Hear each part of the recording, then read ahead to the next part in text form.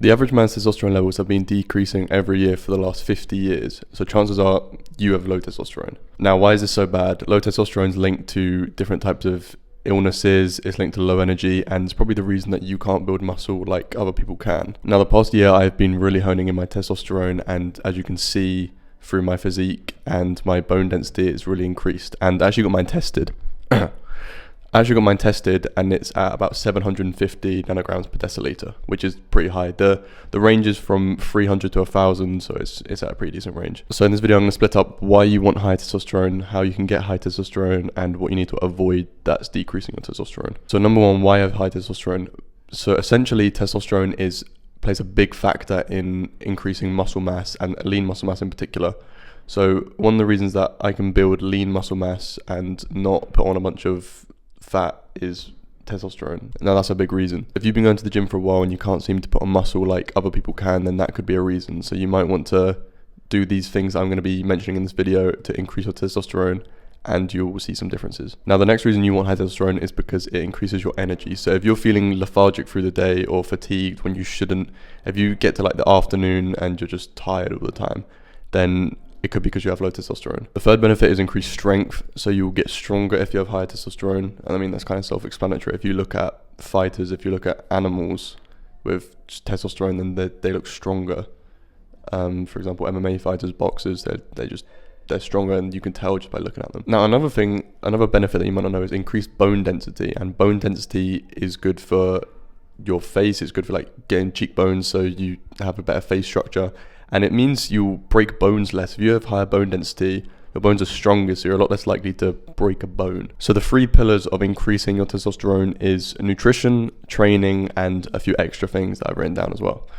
So with nutrition, you really want to be avoiding seed oils, you want to be avoiding sugar and processed foods. They're things you really need to be avoiding. You need to be eating whole foods like whole beef mince, steak, chicken, eggs. Eggs are very good for testosterone.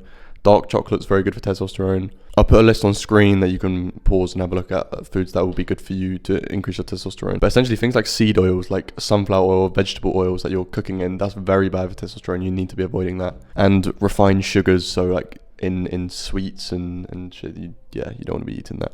Now, the next pillar, training, I really recommend doing some sort of combat sport, whether that's boxing, MMA, because that just increases testosterone. Like, it's self-explanatory. If you just look at these boxers and these MMA fighters, they clearly got high testosterone. It's the sort of discipline that it requires and the mental strength that it requires, because another sort of subsection of testosterone is mental. I'm not really going to go into that today, but yeah, that sort of the combat sports helps with that side of things, which then helps increase testosterone. Now, a few extra stuff is sleep, saunas. So sleep is very good for testosterone, because most of your testosterone is produced when you're asleep and when you're in deep sleep. So you want to be making sure you get good quality sleep, and I can make a video on that to increase your testosterone, because most of it's produced when you're sleeping. And saunas are good for testosterone. So there's been debate whether saunas are good in the short term for testosterone, because heating up your bollocks like really hot isn't very good. But in the long term, it is good. Like, it doesn't really, saunas aren't going to be bad for you.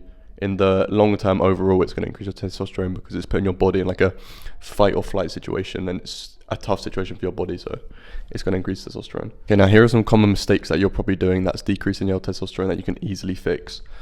So number one is endocrine disruptors. So that's stuff like shampoos, body wash, aftershaves, stuff like that. Those got a lot of chemicals in which are bad for testosterone and mess with your hormones, because testosterone is just linked to your hormones. So you don't want to be messing with your hormones, which is what these things are doing to you.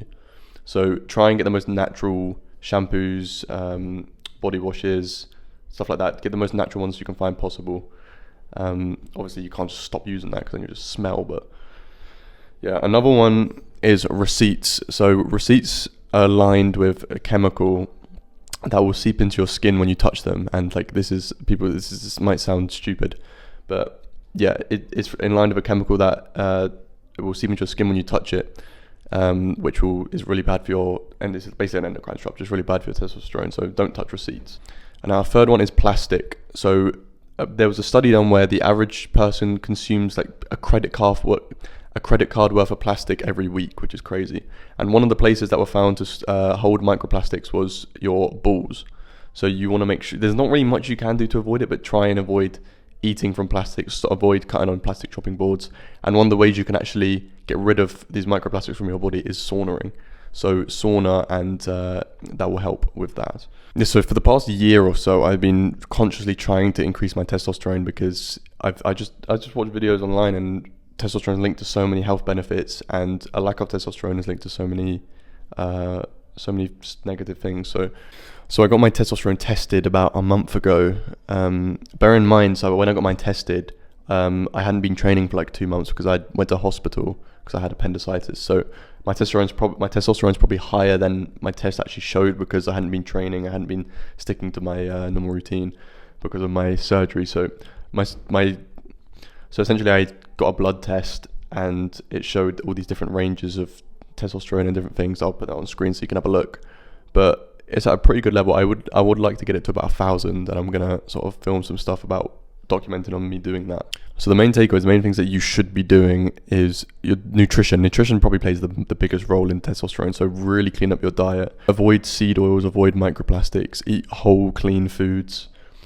Train hard. You want to make sure you're training hard. If you're going to the gym, don't just half-ass it, actually train hard. Do the little extra things like sleep better, sauna more, stop touching all the receipts and the endocrine disruptors. That's a lot of people don't know about that sort of thing, but if you actually look into it a bit more, I might find some studies and put it on screen. But yeah, do these there's such little things. Also, another thing that I've started doing, which is really good, is don't put your phone in your pocket. And if you have to put your phone in your pocket, put it on airplane mode, because of the EMF is bad for your testosterone because it's near your balls. So don't do that. But yeah, that's pretty much it. So I hope this video helped you. Comment what you want to see next, and yeah.